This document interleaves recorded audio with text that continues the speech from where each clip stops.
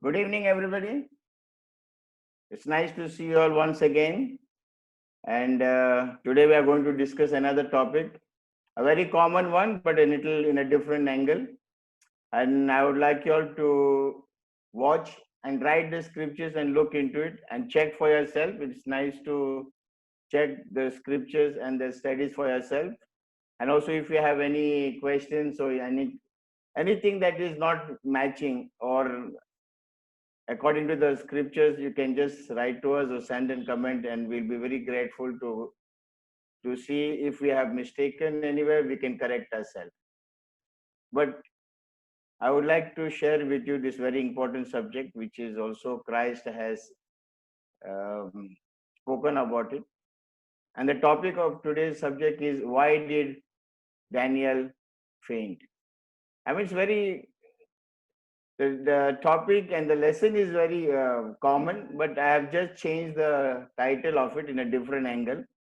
And the reason Daniel did faint, but why did he faint? That's the whole topic, that whole subject that we are going to talk today. Okay. Jesus said in Matthew 24, verse 15, when he therefore shall see the abomination of the desolation spoken of by Daniel the prophet, stand in the holy place, whosoever readeth, let him read. Then again in Mark 13, verse 14, he says, but when he shall see the abomination of desolation spoken of by Daniel the prophet, standing where he ought not, let him that readeth understand, then let them that be in Judea flee to the mountains. I mean, this statement is recorded into two gospels. And if it is recorded in two gospels, there is something important into it. And Christ himself says, read the book of Daniel if you want to understand the end times, the distraction. And you might be remembering when the disciples said, how long? I mean, he said, you see this beautiful temple that you can see? He said, one stone shall be not left. And then he goes, verse 15, he says, read the book of Daniel the prophet. So we are going to go through some scriptures on Daniel. And I want you to know, everybody knows about Daniel in the lion's den, Daniel, all those things. But we need to look into deeper things. In Isaiah 46, verse 9 and 10, it says, for I am God and there is no other. I am God and there is none like me, declaring the end from the beginning and from ancient times things that are not yet done. Definitely, God knows the future, and He has given us in every scripture, in every prophecy, to know where we really stand. And He said, whenever the signs of the times you see, know that my coming is nearer. So He has not kept us in dark, but definitely has revealed us a lot of things, what is necessary for us to know. First of all, that this is what Daniel is in Babylon. The first question should come, why was Daniel in Babylon in the first place? I mean, he's not a Babylonian, but why he was there? Of course, we might be knowing, but I just want to share with people who have not heard or known about Daniel why he was there. And the Daniel 1:1 says, in the third year of the reign of Joachim, king of Judah, came Nebuchadnezzar, king of Babylon, unto Jerusalem and seized it. Verse 4 says, children in whom was no blemish, but well favored and skillful in all wisdom and cunning in knowledge and understanding science, and such as the ability in them to stand in the king's palace, and whom they might teach the learning and the tongue of the Chaldeans. Verse 6 says, now among these were the children of Judah, Daniel, Hananiah, Mishael, and Azariah. And we know these things, why they were chosen. They had chosen to make them part of the culture. And Daniel was one of him and his three friends. And in the same year, in the second year of reign, Nebuchadnezzar had dreams, his mind was troubled, and he could not sleep. So the king summoned the magicians, enchanters, sorcerers, and astrologers to tell him what he had dreamed. When they came in and stood before the king, he said to them, I have had a dream that troubles me, and I want to know what it means. And then in Daniel 2, I'm just brushing you through Daniel 2 so that you understand who is Daniel and what was his role and how God used him. And Daniel 2 verse 11 says, And it is a rare thing that the king required, and there is none other that can show it before the king except the gods, whose dwellings is not with flesh. Verse 12 2. For this cause the king was angry, because they were taking time, they were trying to ask all this thing, and very furious, and commanded to destroy all the wise men of Babylon. Verse 13. And the decree went forth that the wise men should be slain, and they sought Daniel and his fellows to be slain. Now, if you look at it, the decree was sent to kill all the wise men, and the Daniel and his friends were the newcomers, but they were not summoned to the king to ask them whether they know it. But the decree had gone to everybody. Execute them. But there is a God. Daniel definitely asked the captain to take him to the king, and the verse 28 says, but there is a God in heaven who reveals secrets, and he has made known what will be in the latter days. And we all know this image that we talk about, and Daniel revealed to him what God had shown Nebuchadnezzar. And I will just give you a brief history or brief understanding of all this. We all are aware of it, but still, let me take it to you. I will take Daniel 2 and Daniel 7 together because they are the same. Right? He said Babylon was the first, you are the head of the gold. So Babylon ruled 605 and 605 to 539. And in chapter 7, again, it is shown in a different manner. Animals are shown, 4 beasts, and the lion was there. So first kingdom was Babylon. Then we know it's Media Persia, 539 to 331 BC. And in 7, you'll find is represented by the bear. Then you have Greece, the third one, 331, 168 BC, and is compared to a leopard with 4 heads. Then the fourth kingdom was Rome, 168 BC to 476 AD. Then he said he saw 10 horns and 10 kings who shall arise from this kingdom.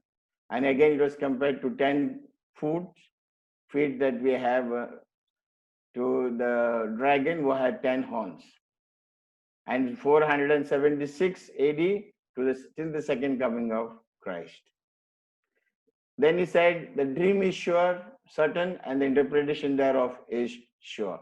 And the whole world today understands, and they know these were the 4 kingdoms that had ruled the world, and now it is turned into a new Rome. Okay. Then again in Daniel 8, you will find there was a dream or vision again given to Daniel. I mean, by now he's quite old. And the Daniel 8:1 says, in the 3rd year of reign of King Belshazzar, a vision appeared unto me, even unto me Daniel, after that which appeared unto me at the first. And I saw in a vision, and it came to pass, when I saw that I was at Shushan in the palace, which is in the province of Elam, and I saw in a vision, and I was by the river of Ulai. Verse 13, chapter 8. Then I heard one saint speaking, and another saint said unto that certain saint, we spake, how long shall be the vision concerning the daily sacrifice and the transgression of desolation, to give both the sanctuary and the host to be trodden underfoot? And Daniel 8:14, that is the key. And he said unto me, for 2,300 days, then the sanctuary shall be cleansed. One thing we have to understand, the sanctuary was only in Jerusalem. In the whole universe, it was only in one place. And now the vision was given in Babylon, right? So by hearing this, 8:27 says, and I, Daniel, fainted and was sick for days. I was astonished by the vision, but none understood it. Daniel fails to understand the vision. Later, Gabriel descends to explain it. Now, the reason I want to know, why did Daniel faint? Because he was the person who could stand the king, stand the country, he was thrown in the lion's den, but he did not faint. But when he heard this vision, this message, that unto 2,300 days, the sanctuary shall be cleansed. He has a reason, and that's what I want to share with you. While I was speaking in prayer, the man Gabriel, whom I seen in the vision at the beginning, in said,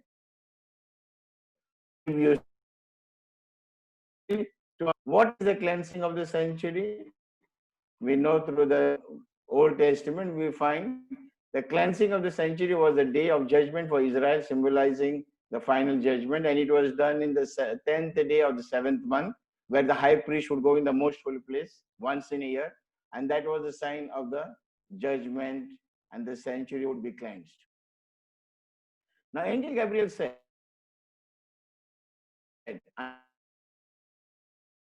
this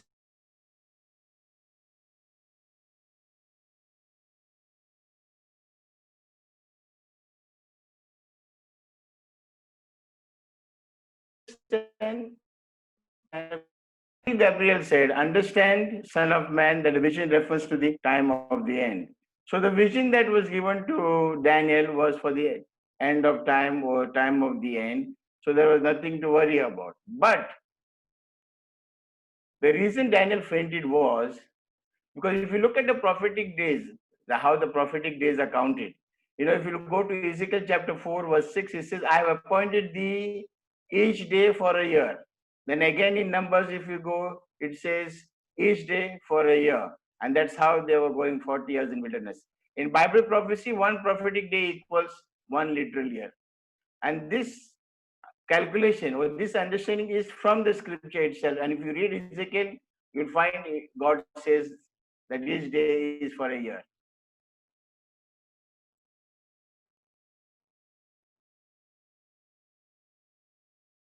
Hello?